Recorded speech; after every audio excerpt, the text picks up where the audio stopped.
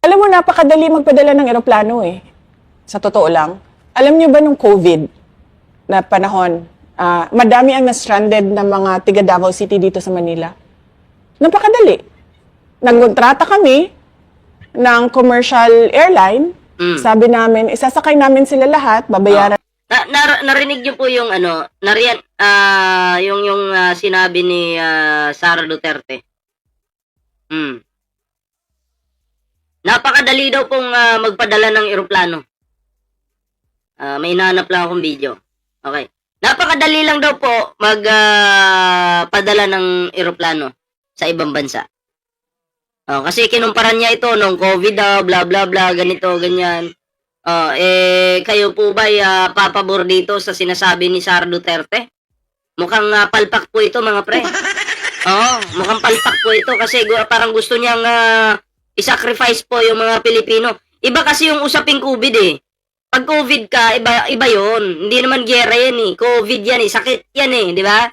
Iba yung gera kasi yung gera, malamang sa malamang, pag binomba yung sinasakyan mo, sabog ka talaga. Yung COVID, hindi ka naman sasabog eh. Diba? Sana naman gamitin mo naman yung utak mo ba, no? Wag naman na high ka talaga, Sara Duterte. Diba? O ano po yung sa Middle East, yung airport? Saan ngayon? Banda? Yung binomba na aircraft sa airport mismo? Di ba sabog? Ang tinatarget nila, aircraft. Hindi po basta-basta yan na mangungontrata ka na lang ng eroplano, papapuntahin mo doon. Diba? Papasakayin mo yung mga OFW. Hindi, mali yun. Sabi niya, nakabatak yan. Sabi niya, ni Kyle, isang malaki pong kahangalan yung ganyang klaseng desisyon eh.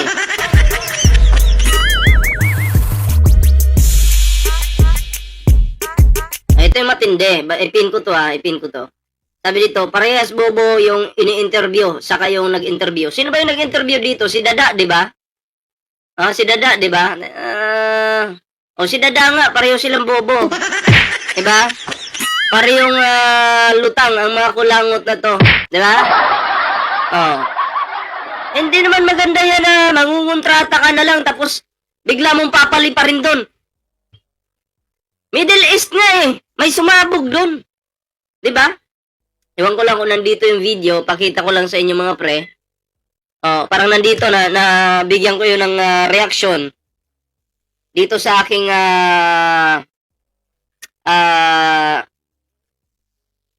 YouTube, no?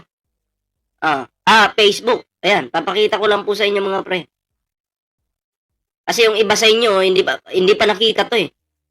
Hindi pa nakita to. Papakita ko lang sa inyo yung sumabog. Okay? Ang gusto ng mga Ito, yung sumabog po, papakita ko lang sa inyo. Flex lang natin dito. Flex lang natin aircraft sa airport ng Dubai sa Dubai pala. Sorry, nakalimutan ko kasi kanina eh. Sa Dubai pala to, no? Pinasabog po. Yung aircraft. Sa mismong airport talaga. Sa mismong airport po ito. Ayan. Panoorin po natin to. The drone, I don't know if you can see or not. It's coming to the airport again. Yeah, straight to the airport. Ayan gumaganyan, no? Bomba yun. Ayun. Oh my God. Yeah. Yeah. Kung nagpadala si Sara Duterte ng eroplano dyan, edi sabog. Kung ikaw yung nakasakay dyan, sabog ka rin. Sabi ni pin natin to. Sana itong si Gary Cañete, ikaw sana yung nandun para ikaw yung sumabog. Tapos sabi pa niya dito, okay lang bro, Bawi kami sa 2028, sana hindi ka magtago. Pukin ang ina mo, pukin ang ina rin ng tatay mo. Nung presidente yung tatay mo, ginagago ko na yan. Oh. Gusto mo pag-umpugin ko kayo ni Digong eh. Tarantado. Pariyo kayo mga bobo. Tago-tago, ikaw ngayong nagtatago dyan, oh. Huwag kang magtatago sa dami account, putang ina mo, gilitang kita sa liig eh.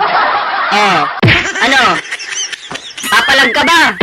Ang ina mo, okay ng ina ng nanay mong animal. Siguro nagsisi yung nanay mo dahil pinuto ka sa mundong ibabaw. Tarantado.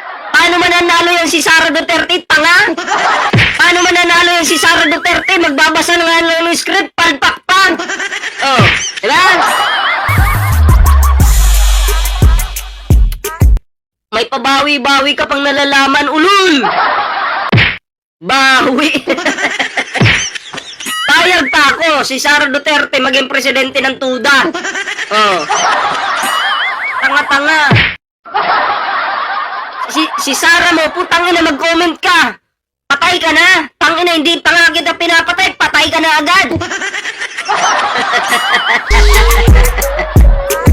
Ano? Tangina mo, duwag ka pala eh.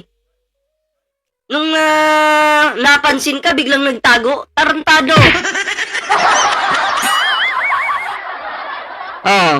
Gary Cañete, putang ina mo ka ha. Papadalhan kita ng bomba sa bahay mo. Ako, hindi ako dami, hindi ako kung ano, may mukha ako dito. Pag sinabi ko, putang ina mo talaga.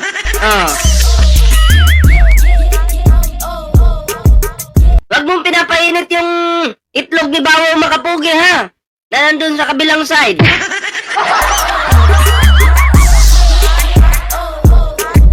Tuloy natin. O kung ikaw ay isang Pilipino, tapos pagpalagay natin si Sara Duterte yung presidente ng Pilipinas ngayon. Sige, pagpalagay natin. Tapos, nagkaroon ng gyera. Tapos nagpadala si Sara Duterte ng eroplano. Okay? Tapos nakalanding na yung eroplano diyan sa kung saan man may gyera ngayon. Nakalanding na diyan. Tapos, sumakay ka ngayon. Tapos ganito yung sitwasyon. It's coming to the airport again. Straight to the airport.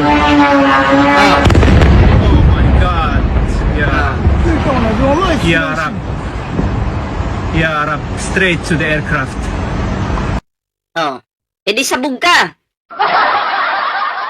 Madali lang daw magpadala ng eroplano eh. Ano?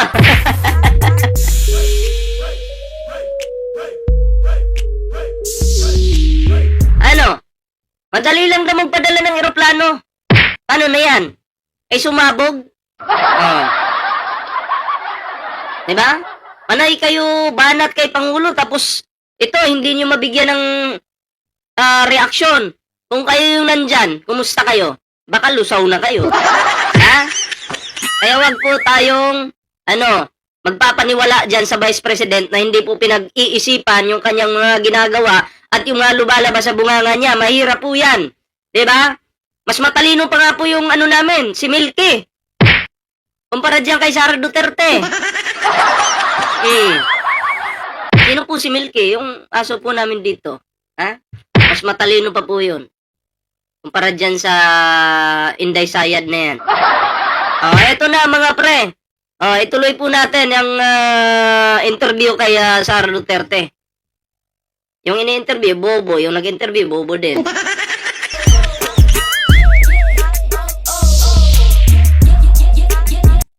Ayan ha. So, hindi pa po nakakapag-like, share, subscribe. Kalimbangin nyo na po yan. Tuloy natin. Na namin kayo using COVID funds. Ano?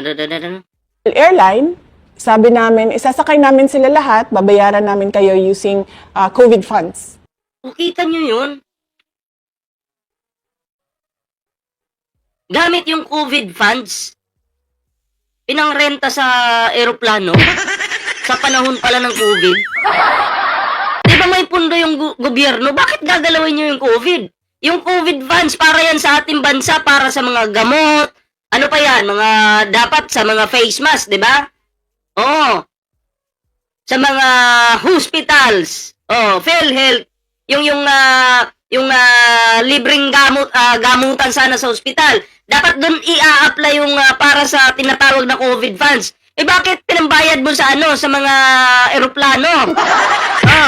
Bakit nangontrata ka gamit yung pera ng mga taong bayan din naman yan, tapos COVID funds pa? Pag COVID funds, pang COVID lang, pang COVID, Sara Duterte. Ayan, inamin niya yung kapalpakan niya dito.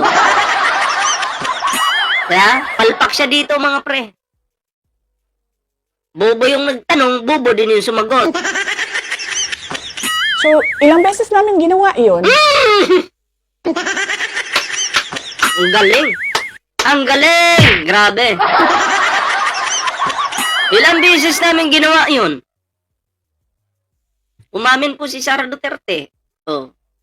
Yan kasi Sara, next time, ano ka muna ba? Pag-isipan mo muna yung mga sasabihin mo, baka mapahiya ka. Tapos yung nag-interview sa'yo, yung ilagay mo dyan yung matalino. Tapos dapat sa gilid mo, may taga-sinyas ka, kung palpa ka, may taga-ganyan, no? Ganyan. Para hindi mo ituloy.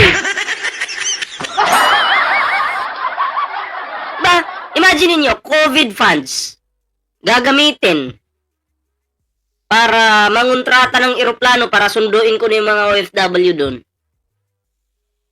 Diba? Pang-COVID nga eh. Imalay ba natin kung yung mga OFW doon yung may COVID o wala? Diba? Eh paano pag nasundo mo yung walang COVID? Nagamit mo yung pera, sinundo mo yung OFW na walang COVID, dinala mo sa Pilipinas, tapos yung ginamit mo COVID funds, yung sinundo mo walang COVID. Ano yun? Ano yun, Sara Duterte? Ha? Nag-iisip ka pa ba? May pera naman ng gobyerno. Bakit COVID funds pa yung gagamitin? Diba? Bakit? Sara Duterte, sus Mariusip. Yan tayo mga magnanakaw kasi kayo. Di COVID funds na lang yung gamitin kasi yung pondo na to wala na binulsa na Wala talaga. Nangontrata kami sa commercial airlines, lumipad yung commercial airlines, doon sinakay lahat ng na-stranded na tiga Davao City na cleared na magbiyahe or inallow na doon mag-quarantine sa Davao City. Nilipad namin. Hindi lang 100, hindi lang 200 na mga individual ang nilipad namin noong panahon na yon. At hindi lang... Nasaan yung record? Ayaw namin ng kwento-kwento lang. Nasaan yung record? May resibo ka ba niyan, Sara Duterte? Ha? May resibo ka na niyan? O, shoutout kay Alero Flyland. Nakita ko po siya kanina. Tinitira niya po yung puno ng saging. Diba? Binibimbang niya po yung puno ng saging. Paano kasi ang pangit-pangit ng taong ito walang papatol sa kanya? Diba? Kaya pinagtsagaan niya po yung puno ng saging. Basta Bisayang DDS na Mongoloid, siya po yun. Pareho sila ng yung nanay niya pangit. Yung tatay niya pangit din. Mukhang puwet. Saan lalandi ang eroplano ni Sara Lustay?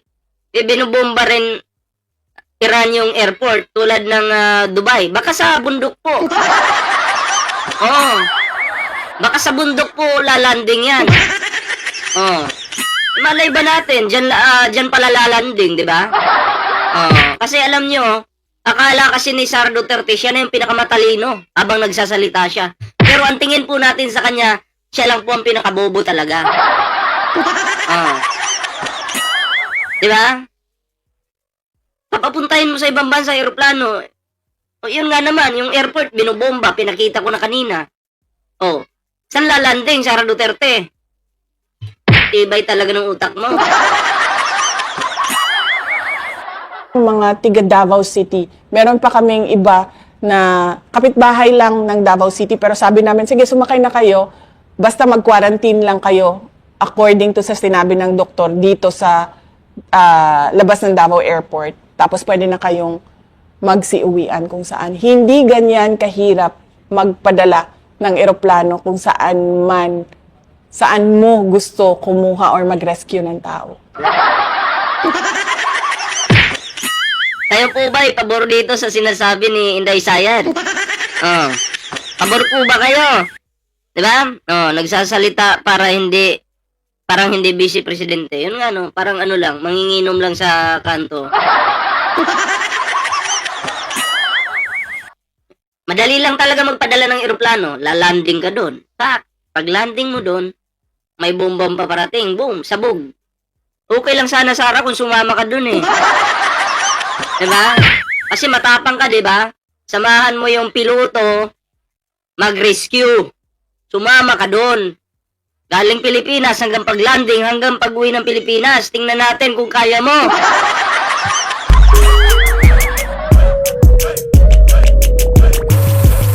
Isa-sacrifice pa po yung buhay ng piloto, buhay ng mga OFW. Nag-iisip ba to? Ay, nako pa! Kaya lang dito sarado ang airspace. Tsaka baka daw pabagsakin mo. Isa pa tong nag-i-interview. Bulldog. Hindi kasi yung isang kaibigan Anong tanong ni Bulldog? May tanong siya. Sarado ang airspace. Tsaka baka daw pabagsakin yung aeroplano. Oh, yan na. Baka daw pabagsakin yung eroplano. Anong sagot ni Sara Duterte? Hindi kasi yung isang kaibigan ko galing Dubai, papauwi na siya kasi nagbukas na yung siguro limitado pero hindi sarado. Kasi yung kaibigan ko papauwi na siya ng Pilipinas. Commercial flight siya. May commercial flight naman pala eh. Eh bakit mag-aantay pa kayo ng suporta ng gobyerno kung mga DDS lang naman kayo? Oh. Meron naman pala. May commercial flight naman pala. Bakit nag-aantay ka ng eroplano kung totoo yung sinasabi mo, Sara Duterte? O baka daw pasabugin yung eroplano. Ang sagot ni Sara Duterte, hindi Oh, kaya bilib tayo kay Sara Duterte. Kontrolado niya po yung sitwasyon.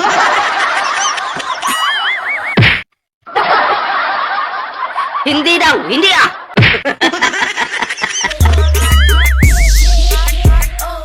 O, kaya iboto nyo siya sa 2026 Dapat po, magbaliktad na po ako, babaliktad na ako. Ayoko na kay PBBM, ayoko na. Magsasara Duterte na po ako simula ngayon. Kailangan makinig kayo sa akin.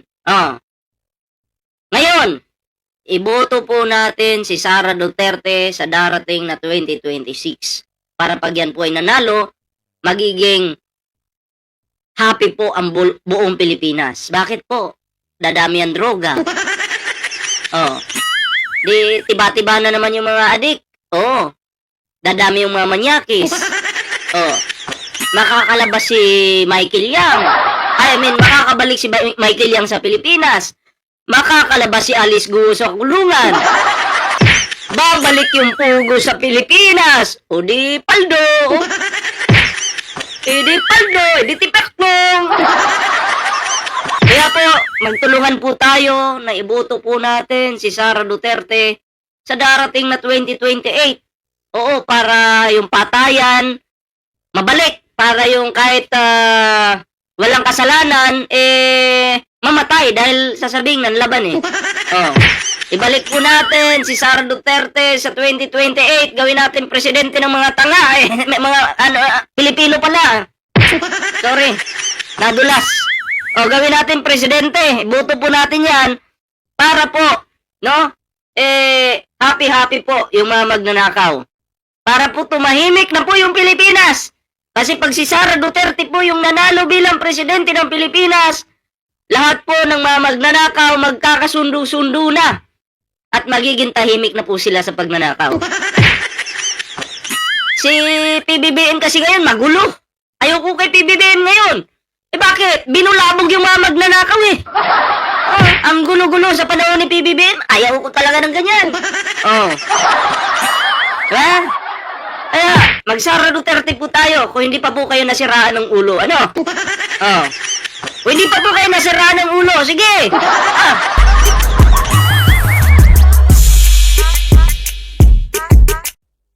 Kayo mga pre, anong reaction niyo dito? Ayan, comment down below para naman po mabasa natin yung inyong komento, inyong mga reaksyon. Ayan, syempre mga pre, ayan, move na po tayo sa next topic. May TikTok, may Facebook po tayo dyan. Ayan, kompleto po yan.